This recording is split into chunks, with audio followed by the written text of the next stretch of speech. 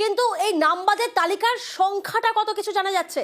একদমই, এই নাম বাদের যে তালিকা, সেই তালিকা বিভিন্ন জেলাভিত্তিক আমরা যদি দেখি তাহলে সব থেকে বেশি নাম বাদ গেছে, যে এসআইআর প্রক্রিয়ায় সব থেকে বেশি নাম বাদ গেছে দক্ষিণ চব্বিশ পরগনা জেলা থেকে, এবং দক্ষিণ চব্বিশ পরগনা জেলার পরেই রয়েছে উত্তর চব্বিশ পরগনা।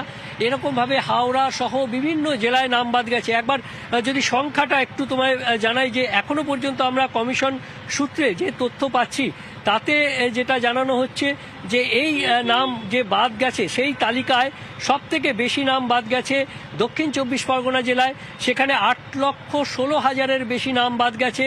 উত্তর চব্বিশ পরগনা সেখানেও প্রায় 8 লক্ষ নাম বাদ যেতে চলেছে, এবং বাদ গেছে হাওড়া জেলাতে প্রায় 4 লক্ষ, 4.5 লক্ষ নাম।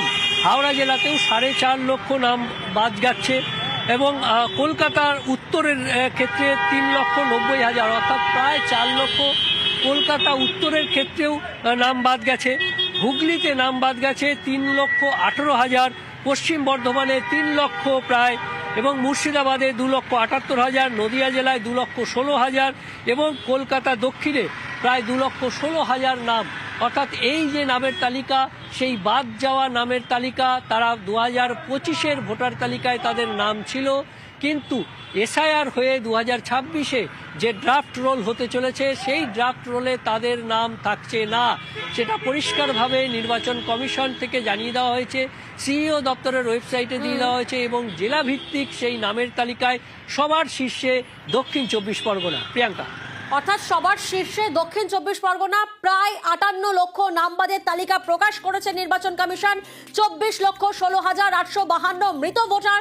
আপনাদের জানিয়ে রাখি, খোঁজ পাওয়া যায়নি 12,20,338 জন ভোটারের। অনুপস্থিত ভোটারের সংখ্যাটা কত? 19,88,076 জন ভোটার।